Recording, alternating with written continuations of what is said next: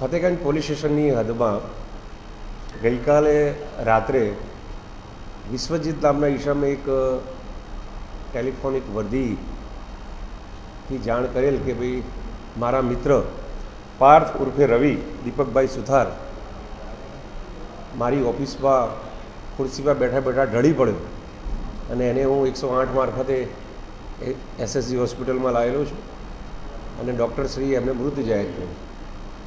આ વર્દી એમણે ખુદ લખાઈ અને પોલીસ જ્યારે આ સ્થળ ઉપર પહોંચે છે ત્યારે આ મૃત પાર્થ સુથારના શરીર ઉપર ઘણી બધી ઈજાઓ જોવા મળેલી અને તાત્કાલિક અસરથી પોલીસે આ વર્દી લખાવનાર વિશ્વજીતનો સંપર્ક કરવાનો પ્રયત્ન કરેલો।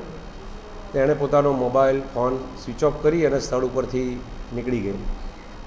ત્યારબાદ અમે એમના સગા સંબંધીઓને જાણ કરતાં સગા સંબંધીઓએ થોડી પ્રાથમિક હકીકત આપેલી કે આ વિશ્વજીત એનો મિત્ર જયદીપ સોલંકી એક દિવસ પહેલાં એમના ગોરવા મુકામે એમના કાકાના ત્યાં આવેલો અને એમના કઝિન બ્રધર એટલે મૃતકના કઝિન બ્રધર કે જે હાલ આ કામના ફરિયાદી છે આશીષ સુથાર એને મળેલા અને આ પાર્થ સુથાર પોતાની ગાડી લઈ ગયેલ છે અને ગાડી પાછી આપતો નથી અને એનો કોન્ટેક્ટ થતો નથી એમ કરીને આશીષ સુથારને કે તમારા ભાઈને ગમે તેમ કરીને મારી ગાડી પાછી અપાવજો નહીંતર જોવા જેવું થશે એ મુક્તબલી ધમકી આપેલી।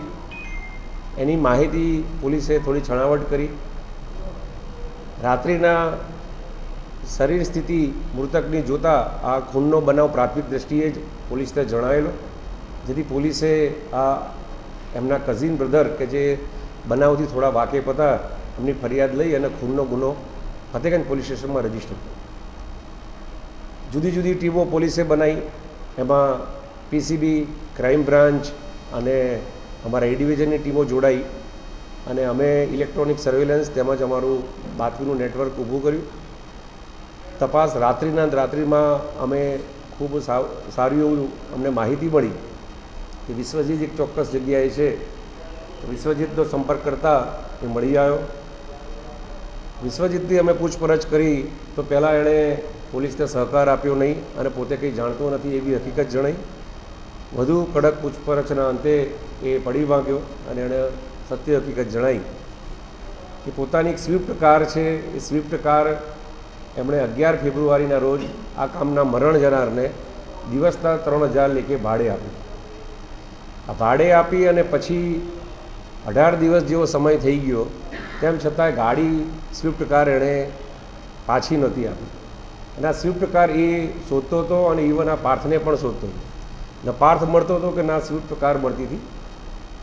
એના કારણે પછી એણે વધુ તપાસ કરતાં જાણવા મળેલું કે આ જે સ્વિફ્ટ કાર જે છે એ સાઠંબા મુકામે મરનાર પાર્થે કોઈ થર્ડ પાર્ટીને વેચી દીધેલી છે 2 લાખ રૂપિયા। એ માહિતી મળતાં એણે એ વ્યક્તિ પાસેથી પોતાની કાર પાછી મેળવેલી અને પાર્થને શોધતો હતો। આ દરમિયાન પાર્થની માહિતી મળતાં પાર્થને બોલાયેલો અને પોતાની ઓફિસની અંદર આ બાબતે પૂછપરછ કરેલી કે ભાઈ તે ભાડાના દિવસના 3000 લેખે 50,000 ઉપરાંતના પૈસા થાય છે એ ન આપી અને તે મારી ગાડી પાછી વેચી દીધી। એ બાબતે ઝઘડો તકરાર એમની ઓફિસની અંદર થયો। એ ઓફિસ આપણી ઇન્ફિનિટી એન્ટરપ્રાઇઝ પહેલા માળે કુન્સ એન્કલેવ કે જે આ કામનો આરોપી વિશ્વજીતની પોતાની ટૂર્સ એન્ડ ટ્રાવેલ્સની ઓફિસ છે એ જગ્યા ઉપર છે। ત્યાં એણે પોતાના અન્ય મિત્રો બોલાયા અને આ અંદર એને ખૂબ ઢોર માર માર્યો। એમાં એને લાકડી તેમજ પટ્ટાથી અને પોતાના શારીરિક બળથી એના પર હુમલો કર્યો। આ 5 જણા આ ગુનાહિત કૃત્યમાં સંડોવાયેલા હતા। એમાં મુખ્ય આરોપી વિશ્વજીતસિંહ કરણસિંહ વાઘેલા છે, જે મોક્ષી ગામનો વતની છે, સાવલી તાલુકાનો। એની સાથે એમનો મિત્ર જયદીપ કનુભાઈ સોલંકી છે। એ જયદીપ કનુભાઈ સોલંકી અને એક બીજો અન્ય ઈસમ કે જે પોતે જ લાવ્યો હતો આ સોલંકી જયદીપ, એ પોલીસ પકડથી દૂર છે, એના પ્રયત્નો ચાલુ છે। એની સાથેના અન્ય 2 જે મિત્રો છે કે જે એમની આ ઓફિસમાં જ કામ કરતા હતા એવા પ્રજ્ઞેશ ઉર્ફે ભૈલુ બકુલભાઈ રાણા તેમજ રોનક મહેન્દ્રભાઈ ચૌહાણ એ બંને છાણી ગામના રહેવાસી છે. કુલે 3 આરોપીની પોલીસે ધરપકડ કરી છે અને 2 આરોપીને પકડવાની તજવીજ ચાલુ છે. આ ગુનાનો મુખ્ય હેતુ જે વિશ્વજીતની પોતાની સ્વિફ્ટ કાર જે છે, જે ભાડે આપેલી 11 ફેબ્રુઆરીના રોજ અને 18 દિવસ પછી આ વિશ્વજીતે પોતે જ અન્ય જગ્યાએથી મેળવેલી છે અને એના ભાડાના પૈસા અને ઇવન આ કાર બી એને થર્ડ પાર્ટીને વેચી મારી હતી. એના કારણે એને ગુસ્સો આવીને પોતાના મિત્રો સાથે એને ઢોર માર મારી એનું મૃત્યુ નિપજાવ્યું છે. પોલીસે મરનારનું પોસ્ટમોર્ટમ કરાવ્યું છે. પોસ્ટમોર્ટમમાં પણ ડૉક્ટરશ્રી સાથે ચર્ચા થઈ છે. એમાં એમને એક કરતાં બહુ ખૂબ વધારે ઇજાઓ શારીરિક થવાના કારણે એનું મૃત્યુ થવાનું ડૉક્ટરશ્રીનું પ્રાથમિક તારણ છે. અને એકંદરે આ ગુનો એમની પૈસાની લેવડ દેવડનો છે અને આ 3 આરોપીઓની પોલીસે રાત્રિના જ ગણતરીના કલાકોમાં જ એની રાઉન્ડઅપ કરી દીધેલ છે અને હાલ ધરપકડ પણ કરેલ છે. વધુ પોલીસ તપાસ ચાલુ છે.